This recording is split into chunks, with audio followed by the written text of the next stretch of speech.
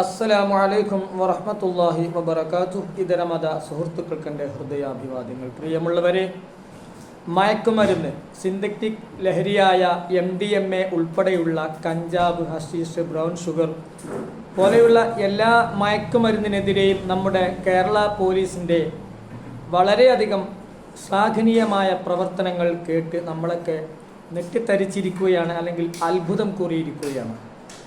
കേരളമടക്കമുള്ള 5ഓളം സംസ്ഥാനങ്ങളും 2 കേന്ദ്ര ഭരണ പ്രദേശങ്ങളും കൈകോർത്തുകൊണ്ട് മയക്കുമരുന്ന് ലോബിയെ, അല്ലെങ്കിൽ ആ മാഫിയയെ മാത്രമല്ല, അതിൻ്റെ സ്രോതസ്, അതിൻ്റെ ആ സിംഹമടയിൽ പോയി അതിൻ്റെ വേരോടെ പിഴുതെറിയാനുള്ള ആ ശ്രമത്തിനാണ് ഇപ്പോൾ നമ്മൾ കയ്യടി കൊടുത്തിരിക്കുന്നത്. ഒരുപാട് പേരെ മണിക്കൂറുകൾക്കുള്ളിൽ കൊച്ചി നഗരത്തിലൊക്കെ 70-ൽ ചില്ലാനും ആളുകളെയാണ് പിടിച്ചത് എന്നാണ്.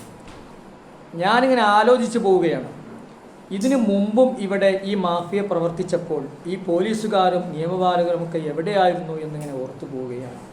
എന്തെങ്കിലും ഒരു ഇൻസിഡൻ്റ് ഉണ്ടാകുമ്പോൾ മാത്രം അതിലൊരു ശുഷ്കാന്തി ഉണ്ടാവുകയും, ഉദാഹരണമായി പറയുകയാണെങ്കിൽ ഒരു ബസ് അപകടമുണ്ടാകുമ്പോൾ ആ അപകടത്തിൽ വെന്ത് ആരെങ്കിലും കുറച്ച് ആളുകൾ മരിക്കുമ്പോഴൊക്കെ പിന്നെ ബസ്സിൻ്റെ പിന്നാലെയായി ആ അപകടത്തിൻ്റെ കാരണങ്ങൾ അന്വേഷിക്കുകയായി, കാണുന്ന ബസ്സുകളൊക്കെ തടയുകയും ആ ബസ്സുകളൊക്കെ ചെക്ക് ചെയ്യുകയും ഒക്കെ ജോറായിരിക്കും.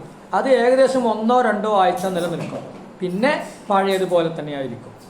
ഒരു സ്കൂൾ ബസ് മറിയുകയോ അപകടത്തിൽപ്പെടുകയോ ചെയ്തു കഴിഞ്ഞാൽ പിന്നെ ഒരാഴ്ച അല്ലെങ്കിൽ 1.5, ഏറി മറിഞ്ഞാൽ 2 ആഴ്ച സ്കൂൾ ബസ്സിൻ്റെ പിറകെയായി.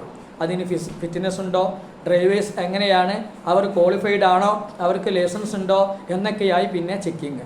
അത് ഒരു 2 ആഴ്ച ജനങ്ങളൊക്കെ മറന്നു കഴിഞ്ഞ് മാധ്യമങ്ങളും പത്രപ്രവർത്തകരും ഒക്കെ അത് വിസ്മൃതിയിലാണ്ട് കഴിഞ്ഞാൽ പിന്നെ ആ ഭാഗത്തേക്ക് തിരിഞ്ഞു നോക്കില്ല, പിന്നെ പതിവ് പല്ലവി തന്നെ. ഇതാണ് നമ്മളെ കേരളത്തിൻ്റെ ഒരു ശാപം. ഈ ഒരു ആവേശം കെട്ടടങ്ങാതെ ഇങ്ങനെ തുടർന്നു പോവുകയാണെങ്കിൽ ഇത് വലിയ ഒരു മുന്നേറ്റമായിരിക്കും.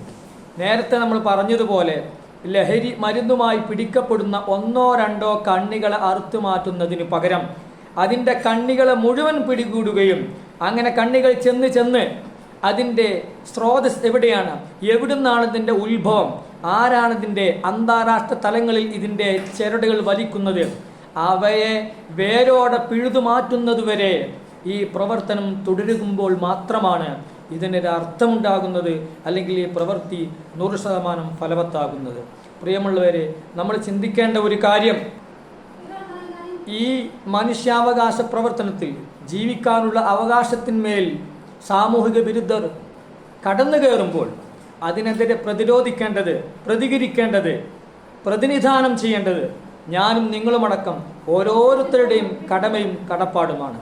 ഇത് ആരെങ്കിലും കുറച്ചു പേർ മാറി നിന്ന് ആരെങ്കിലും കുറച്ചു പേർ ചെയ്യേണ്ട ഒരു സാമൂഹിക കടമയല്ല, ഒരു ഫർള് കിഫായ അല്ല. ഇത് ഫർള് ഐനാണ്, സാമൂഹിക ബാധ്യതയല്ല, അതിനപ്പുറം വ്യക്തി ബാധ്യതയാണ്. കാരണം നാളെ നമ്മുടെ മക്കളും ഇതിൽ പ്രതികളാവാതിരിക്കാൻ, നമ്മുടെ മക്കളെ നമുക്ക് നഷ്ടപ്പെടാതിരിക്കാൻ നമ്മളിതിൽ പങ്കാളികളായേ മതിയാവുകയുള്ളൂ. പോലീസുകാർ, നിയമപാലകർ എല്ലാവരും മോശക്കാരാണെന്ന് പറയുന്നില്ല, പക്ഷേ ആരെങ്കിലുമൊക്കെ ലക്ഷങ്ങളും കോടികളും കൈമാറിയുള്ള ഇടപാടാണിത്. ആ ഇടപാടിൽ ചില നക്കാപ്പിച്ചകൾ കിട്ടുമ്പോൾ അതിൽ മനം മയങ്ങി കണ്ണു തള്ളി ആ കേസുകൾ ഒതുക്കി തീർക്കാതെ, അവരെ ആ കേസിൽ നിന്ന് ഊരിപ്പോകാൻ സമ്മതിക്കാതെ, ഇത് ഒരു വ്യക്തി തിന്മയല്ല, ഇതൊരു സാമൂഹിക തിന്മയാണ്. ഒരു സമൂഹത്തെ, അല്ലെങ്കിൽ ഒരു തലമുറയെ, അല്ലെങ്കിൽ തലമുറകളോളം നമ്മൾ ന്യൂക്ലിയർ ഫ്യൂഷൻ എന്നൊക്കെ പറയുന്നത് പോലെ ആറ്റം ബോംബിൻ്റെ, ആ അണുബോംബിൻ്റെ അപകട സാധ്യത പോലെ തലമുറകളിലേക്ക് കൈമാറുന്ന വലിയൊരു രാജ്യദ്രോഹവും സാമൂഹിക തിന്മയുമാണിത്. ഈ തിന്മയെ ഉച്ചാടനം ചെയ്യുന്നതിന് വേണ്ടിയിട്ട് നിയമപാലകരെല്ലാം നീതിയുക്തമായി പ്രവർത്തിക്കണം. ആരെങ്കിലും ഒരാൾ എന്തെങ്കിലും ഒരു പങ്ക്, അല്ലെങ്കിൽ തങ്ങളുടെ നാവടക്കാൻ വേണ്ടിയിട്ട് നിയമപാലകർ അതിന് വശംവദരാകുന്നു എന്നല്ല പറയുന്നത്. അങ്ങനെ ഒരു സാധ്യത നമ്മൾ ഇവിടെ മുന്നിൽ കാണണം. ആ സാധ്യതയിൽ പോലും മനം മയങ്ങാതെ, കണ്ണ് തള്ളിപ്പോകാതെ, അതിലൊന്നും വശംവദരാകാതെ നഖശിഖാന്തം ഈ തിന്മയെ എതിർക്കണം. കാരണം ഇത് നമുക്ക് വേണ്ടിയിട്ടാണ്, നമ്മുടെ മക്കൾക്ക് വേണ്ടിയിട്ടാണ്, നമ്മുടെ പേരക്കിടാങ്ങൾക്ക് വേണ്ടിയിട്ടാണ്, നമ്മുടെ വരും തലമുറക്ക് വേണ്ടിയിട്ടാണ്. അവർ നശിച്ചു പോകാതിരിക്കാൻ വേണ്ടിയിട്ടാണ്. അവരെല്ലാം മനുഷ്യന്മാരായി തന്നെ ഇവിടെ നിലനിൽക്കാൻ വേണ്ടിയിട്ടാണ്. കണ്ടില്ലേ നിങ്ങൾ ഈ വീഡിയോയിലൂടെ ഓരോ ആളുകൾ, നമ്മുടെ ഓരോ ചെറുപ്പക്കാർ ഭാവിയുടെ വരദാനങ്ങളായ, ഭാവിയുടെ പ്രതീക്ഷകളായ ചെറുപ്പക്കാരാണ് ഈ കടന്ന് ഇത്രത്തോളം ലഹരിയുടെ നിരാളിപ്പിടുത്തത്തിൽപ്പെട്ടുകൊണ്ട് പൈശാചികമായ പ്രവർത്തനങ്ങളും വാക്കുകളും ചിന്തകളുമായി അവരുടെയും സമൂഹത്തിന്റെയും ഉറക്കം കൊടുക്കുന്നത്.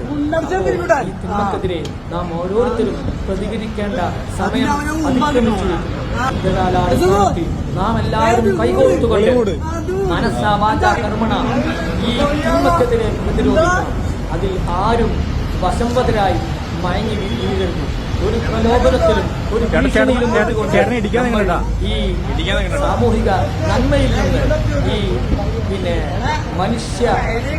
മനുഷ്യത്വപരമായ ഈ പ്രയാണത്തിൽ നിന്ന്, ഈ പ്രവർത്തനത്തിൽ നിന്ന് പിന്മാറിക്കളയരുത്, പിൻവാങ്ങിക്കളയരുത് എന്നോട് താക്കീത് ചെയ്തുകൊണ്ട്, അല്ലെങ്കിൽ മുന്നറിയിപ്പ് നൽകിക്കൊണ്ട് ഈ സദുമത്തിൽ എല്ലാവരും അണ്ണാൻ കുഞ്ഞിന് തന്നാലായത് എന്ന് പറയുമ്പോൾ അവനവൻ കൊണ്ട് കഴിയുന്നത്. ഇന്നത്തെ കേരളത്തിലെ അവസ്ഥയാണ്. നമ്മൾ എടപ്പള്ളി മെട്രോ സ്റ്റേഷന്റെ താഴെയാണ് നിൽക്കുന്നത്. ഇത്രയും പോലീസുകാരെ വിളിച്ചിട്ടാണ് തന്റെ അടുത്തരം കാണിക്കുന്നത്. അതുവരെ ഈ തിന്മക്കെതിരെ നന്മയുടെ കൈകൾ, കരങ്ങൾ കോർത്തുകൊണ്ട് നമുക്ക് പോരാടാം.